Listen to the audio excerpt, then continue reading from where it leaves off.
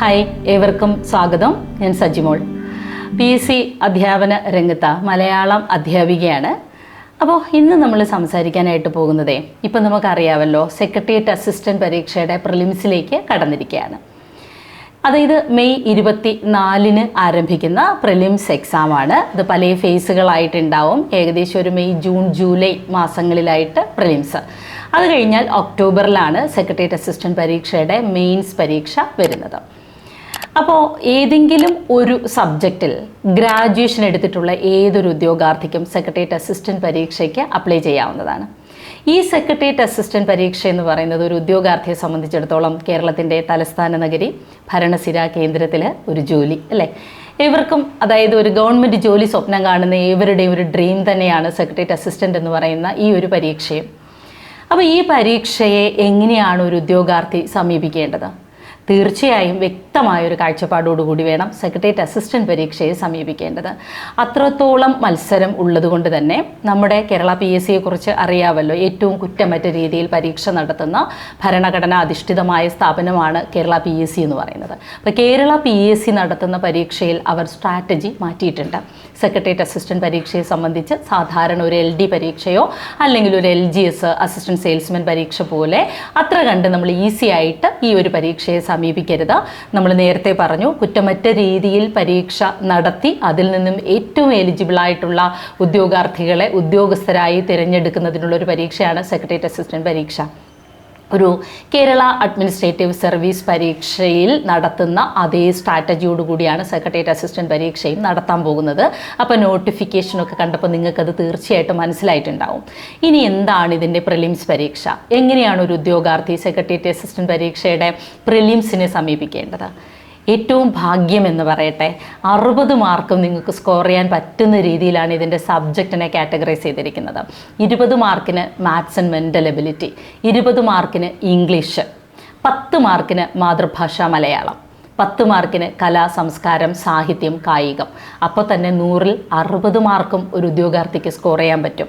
ഇനി ബാക്കിയുള്ള സിലബസുകൾ കണ്ടറിഞ്ഞ് പഠിക്കുന്നതോടൊപ്പം മലയാളമാകട്ടെ നമ്മുടെ രക്ഷയ്ക്കെത്തുന്നു. സിലബസ് ഒന്നും മാറിയിട്ടില്ല. LD പരീക്ഷയ്ക്ക് നിങ്ങൾ എന്തു പഠിച്ചോ അത് തന്നെ ഒന്നുകൂടി ആഴത്തിൽ വായിച്ചു പോയാൽ 10 മാർക്കും അവിടെ സ്കോർ ചെയ്യാൻ പറ്റും. കലാ, സംസ്കാരം, സാഹിത്യമൊക്കെ മുൻ വർഷ പരീക്ഷകളിൽ 5 മാർക്കായി ഒതുങ്ങിയിരുന്നപ്പോൾ ഇപ്പോൾ അത് 10 മാർക്കായിട്ട് കൂടിയിട്ടുണ്ട്. അതും ഉദ്യോഗാർത്ഥിയെ സംബന്ധിച്ചിടത്തോളം അഡീഷണൽ ബെനിഫിറ്റ് ആണ്. കാരണം കോൺസ്റ്റിറ്റ്യൂഷനിലോ സിവിക്സിലോ പൊളിറ്റിയിലോ ഒക്കെ കൊണ്ടുപോയി ഈ മാർക്ക് മാറ്റിയിരുന്നെങ്കിൽ അത് ഉദ്യോഗാർത്ഥിയെ സംബന്ധിച്ചിടത്തോളം ഒരു ഭഗീരഥ പ്രയത്നമായേനെ. പക്ഷേ ഇതാകട്ടെ എളുപ്പത്തിൽ സ്കോർ ചെയ്യാൻ പറ്റുന്ന വിഷയങ്ങളിലൂടെയുള്ള 60 മാർക്ക്. അപ്പോൾ ഇവിടെ ഒരു ഉദ്യോഗാർത്ഥിയെ സംബന്ധിച്ചിടത്തോളം ആവറേജ്, എബോവ് ആവറേജ് ഉദ്യോഗാർത്ഥികൾക്ക് ഈസി ആയിട്ട് 60 സ്കോർ ചെയ്യാൻ പറ്റുമെന്നുള്ളതാണ്, അല്ലേ? ഇനി നമുക്ക് ഒരു പടി താഴെ നിൽക്കുന്ന മക്കൾക്കാവട്ടെ, അവർക്കൊന്നുകൂടി ഒന്ന് വായിച്ചെടുത്താലും 60 സ്കോർ ചെയ്യാനായിട്ട് സാധിക്കും. ഇനി ഇതിലൊരു പ്രശ്നം എന്താണെന്നറിയോ? ഈ 60 കിട്ടും എന്ന കോൺഫിഡൻസോടുകൂടി പോകുകയും 70-ഓ 75-ഓ മാർക്ക് നമ്മൾ പ്രിലിംസിൽ സ്കോർ ചെയ്യുകയും ചെയ്യും. ഇനി ഇവിടെ സംഭവിക്കുന്നൊരു വലിയ പ്രശ്നം, ഒരു സാധാരണ പറയാറില്ലേ, operation is success but patient is dead എന്ന്. പ്രിലിംസിന് ഏറ്റവും നന്നായി മാർക്ക് സ്കോർ ചെയ്യുകയും മെയിൻസിനെ കാര്യമായി ഗൗനിക്കാതിരിക്കുകയും ചെയ്താൽ നന്നായി പണി കിട്ടുന്ന ഒരു സെക്ഷൻ കൂടിയാണ്. അതായത് ഇപ്പോൾ പ്രിലിംസ് പഠിക്കുന്നതോടൊപ്പം മെയിൻസ് കൂടി പഠിക്കുക. മെയിൻസിൽ അറിയാമല്ലോ, 100 മാർക്ക് വീതം 200 മാർക്കാണ് മെയിൻസിൻ്റെ കാറ്റഗറൈസേഷൻ. മാർക്ക് ഡിസ്ട്രിബ്യൂഷൻ 200 മാർക്കാണ്. രാവിലെ മുതൽ ഉച്ച വരെ ഒരു പരീക്ഷ, ഉച്ചയ്ക്ക് ശേഷം മുതൽ വൈകുന്നേരം വരെ അടുത്തൊരു പരീക്ഷ. അങ്ങനെ ഒരു കേരള അഡ്മിനിസ്ട്രേറ്റീവ് സർവീസ് പോലെ, അല്ലെങ്കിൽ നമ്മൾ SSC RRBയിലൊക്കെ കാണുന്ന 2 ടയർ എക്സാംസ് ഇല്ലേ, അതുപോലെയൊക്കെയുള്ള 200 മാർക്കിൻ്റെ പരീക്ഷയാണ് മെയിൻസ്. ഈ മെയിൻസ് പഠിക്കാൻ അധികം സമയവുമില്ല. മെയ്, ജൂൺ, ജൂലൈ മാസങ്ങളിൽ പ്രിലിംസ് ഫേസസ് അവസാനിക്കുകയും പിന്നെ ആകെ നമ്മുടെ മുന്നിലുള്ളത് മെയ്, ജൂൺ, ജൂലൈ കഴിഞ്ഞു ഓഗസ്റ്റ്, സെപ്റ്റംബർ, ഒക്ടോബർ ഒരു സെക്കൻഡ് വീക്കോടുകൂടി മെയിൻസ് പരീക്ഷയും ആരംഭിക്കും. അപ്പോൾ മെയിൻസിനുള്ള 200 മാർക്ക് എന്തൊക്കെയാണെന്നൊന്ന് കണ്ടുവയ്ക്കുക. ആസ് യൂഷ്വൽ മെയിൻസിൽ വരുന്ന ഒരു പേപ്പറിൽ നമ്മുടെ മലയാളമുണ്ട്. 10 മാർക്കിനാണ് മലയാളമൊക്കെ വരുന്നത്. മാതൃഭാഷ മലയാളം 13 മാർക്കായിട്ട് ഉയർത്തിയിട്ടുണ്ട്. 10 പ്രിലിംസിന്, 13 മെയിൻസിന്. കലാ, സംസ്കാരം, സാഹിത്യം എല്ലാം കൂടി 8 മാർക്ക്, കായികം 3 മാർക്ക്, 11 മാർക്ക് കലാ, സംസ്കാരം, സാഹിത്യത്തിൽ നിന്നും 13 മാർക്ക് മാതൃഭാഷ മലയാളത്തിൽ നിന്നും കിട്ടിയിട്ടുണ്ട്. സിലബസ് മാറിയിട്ടില്ല എന്നുള്ളതാണ് അതിൻ്റെ ഏറ്റവും വലിയൊരു ഹൈലൈറ്റ്. പക്ഷേ നിങ്ങൾ നോക്കണം, ആ സെക്കൻഡ് പേപ്പറില്ലേ 100 മാർക്കിൻ്റെ സെക്കൻഡ് പേപ്പറിൽ നമ്മൾ ഇതുവരെ ശീലിച്ചു വന്ന പഠന രീതിയിൽ നിന്ന് വ്യത്യസ്തമായിട്ട് സിലബസ് മാറിയിട്ടുണ്ട്. സിലബസ് വരുന്നത് ഡിസാസ്റ്റർ മാനേജ്മെൻറ്റും എൻവയോൺമെൻറ്റൽ സയൻസും ഇക്കണോമിക്സിൽ തന്നെയും എന്താണ് കുറച്ചുകൂടി ആഴത്തിലുള്ളൊരു പഠനം. നമ്മൾ സാധാരണ ഒരു ശ്രീധരമേനോൻ ടെക്സ്റ്റിലോ അല്ലെങ്കിൽ ലക്ഷ്മികാന്ത് ടെക്സ്റ്റോ ഒക്കെ വായിച്ച് UPSC പ്രിപ്പയർ ചെയ്യുന്ന അതേ ഗൗരവത്തോടു കൂടി സെക്രട്ടേറിയറ്റ് അസിസ്റ്റൻ്റ് സെക്കൻഡ് പേപ്പർ നന്നായി ഇപ്പോൾ തന്നെ 1 മണിക്കൂർ 2 മണിക്കൂർ മാറ്റി വെച്ച് പഠിച്ചു മുന്നേറണം. എന്നാലേ പ്രിലിംസ് ക്രാക്ക് ചെയ്ത് നേരെ മെയിൻസിലേക്ക് പോയി 100 മാർക്കിൻ്റെ ഒരു പരീക്ഷയും മറ്റേ 100 മാർക്കിൻ്റെ ആ ഡിസാസ്റ്റർ മാനേജ്മെൻറ്റ്, കോൺസ്റ്റിറ്റ്യൂഷൻ, പൊളിറ്റി ഒക്കെ ഉൾപ്പെടുന്ന താരതമ്യേന കുറച്ച് പാട് പ്രയാസകരം എന്ന് തോന്നുന്ന ആ 100 മാർക്കിൻ്റെ പരീക്ഷ കൂടി ഈസി ആയിട്ട് ക്രാക്ക് ചെയ്യാനായിട്ട് സാധിക്കൂ. അത് കഴിഞ്ഞ് 20 മാർക്കിൻ്റെ ഇൻ്റർവ്യൂ ഉണ്ടാവും സെക്രട്ടേറിയറ്റിന്. പക്ഷേ ആ 20 മാർക്ക് എന്ന് പറയുന്നത് ഒരു ബിഹേവിയറൽ അപ്രോച്ച്, അതായത് എങ്ങനെയാണ് ഉദ്യോഗാർത്ഥി ഒരു പ്രശ്നത്തെ സമീപിക്കേണ്ടത്.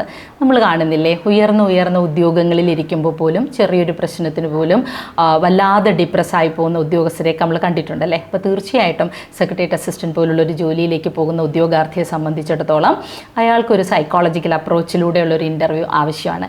കാരണം നിങ്ങളുടെ ആ ഒരു IQ, നിങ്ങളുടെ വിഷയത്തിലുള്ള നിങ്ങളുടെ അവഗാഹം ഒക്കെ അളക്കുന്ന തരത്തിൽ പ്രിലിംസും മെയിൻസ് 200 എല്ലാം അളന്നു കഴിഞ്ഞു. ഇനി അവർക്ക് വേണ്ടത് നിങ്ങൾ എങ്ങനെയാണ് ഒരു ഇൻ്റർവ്യൂ ബോർഡിൻ്റെ മുന്നിൽ നിങ്ങളെ തന്നെ പ്രസൻറ്റ് ചെയ്യുന്നത്.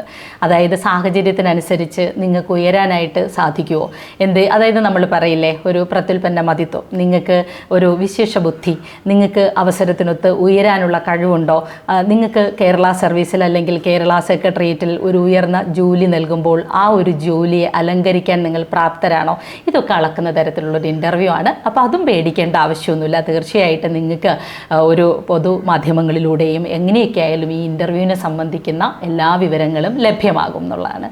അപ്പോൾ ഈ സെക്രട്ടേറിയറ്റ് അസിസ്റ്റൻറ്റ് പരീക്ഷയ്ക്ക് പ്രിലിംസ് ആദ്യം നന്നായി പഠിക്കുക, പ്രിലിംസിലെ പേപ്പറുകൾ തിരിച്ചറിയുക, 60 മാർക്ക് ഡിസ്ട്രിബ്യൂട്ട് ചെയ്തിരിക്കുന്ന മാർക്ക് ഡിസ്ട്രിബ്യൂഷൻ അനുസരിച്ച് സബ്ജക്റ്റിന് പ്രാധാന്യം കൊടുത്ത് പഠിച്ചു മുന്നേറുക. പിന്നെ വരുന്നത് മെയിൻസ് ആണ്. അത് നേരത്തെ പറഞ്ഞു, എല്ലാ കുട്ടികളും പ്രിലിംസ് കഴിഞ്ഞിട്ട് മെയിൻസ് പഠിക്കാൻ നിൽക്കും, സമയം കിട്ടില്ല. സോ ഇപ്പം തന്നെ ഓരോ ദിവസവും 1 മണിക്കൂർ മെയിൻസിൻ്റെ പേപ്പറുകൾ എടുത്തു വെച്ച് അതുകൂടി പഠിച്ച് മുന്നേറുക. നല്ല ലൈബ്രറിയിലൊക്കെ പോയി പറഞ്ഞ പോലെ history, polity, constitution, disaster management, environment science based ആയിട്ടുള്ള ടെക്സ്റ്റുകൾ എടുത്ത് ഭംഗിയായി വായിച്ച് പോയിന്റുകൾ അടയാളപ്പെടുത്തി ഒരു നോട്ട് പ്രിപ്പയർ ചെയ്ത് സൂക്ഷിക്കുക. അതായത് ജസ്റ്റ് ലൈക്ക് UPSC പ്രിപ്പറേഷൻ അതുപോലെ തന്നെ നമ്മൾ മുന്നോട്ട് പോകേണ്ടതുണ്ട്. കാരണം ലക്ഷക്കണക്കിന് പേർ മാറ്റുരയ്ക്കുന്ന പരീക്ഷയിൽ വളരെ കുറച്ച് പേരെ മാത്രം സെലക്ട് ചെയ്യുന്ന ഒരു സെലക്ഷൻ പ്രോസസ്സാണ് അല്ലേ. അപ്പോൾ തീർച്ചയായിട്ടും നമ്മളും ഉയരേണ്ടിയിരിക്കുന്നു. ഇപ്പോൾ സെക്രട്ടേറിയറ്റ് പരീക്ഷയ്ക്ക് ഏറ്റവും ഭംഗിയായി പഠിക്കുന്ന ഒരു ഉദ്യോഗാർത്ഥിയെ സംബന്ധിച്ച് കേരള PSC നടത്തുന്ന ഏതൊരു പരീക്ഷയ്ക്കും പ്രാപ്തനാകുമെന്നുള്ളതാണ്. KS കേരള അഡ്മിനിസ്ട്രേറ്റീവ് സർവീസിൻ്റെ നോട്ടിഫിക്കേഷൻ വന്നു കഴിഞ്ഞു. സെക്രട്ടേറിയറ്റിന് പഠിക്കുന്ന അതേ സ്ട്രാറ്റജി മതിയാവും KSനും. അപ്പോൾ ഒരു പഠനം കൊണ്ട് ഒന്നിലേറെ ജോലികൾ നിങ്ങൾക്ക് കിട്ടും എന്നുള്ളതാണ് ഇതിൻ്റെ ഒരു മെയിൻ അട്രാക്ഷൻ. ഏറ്റവും നന്നായി പഠിക്കുക, പ്രിലിംസിന് കൊടുക്കുന്ന ആ പ്രാധാന്യം മെയിൻസിനും കൊടുത്ത് പഠിച്ചാൽ സെക്രട്ടേറിയറ്റ് അസിസ്റ്റൻറ്റ് പരീക്ഷ. അപ്പോൾ അറിയാമല്ലോ, സെക്രട്ടേറിയറ്റിലാണ് ജോലി, അധികം നമുക്ക് ട്രാൻസ്ഫർ അങ്ങനെയുള്ള കാര്യങ്ങളൊന്നുമില്ല, നല്ല ശമ്പളം, നല്ലൊരു പൊസിഷൻ. അപ്പോൾ ഇതെല്ലാം നിങ്ങൾക്കും ഉണ്ടാവട്ടെ. എല്ലാ വിജയാശംസകളും നേരുന്നു. ഓക്കെ.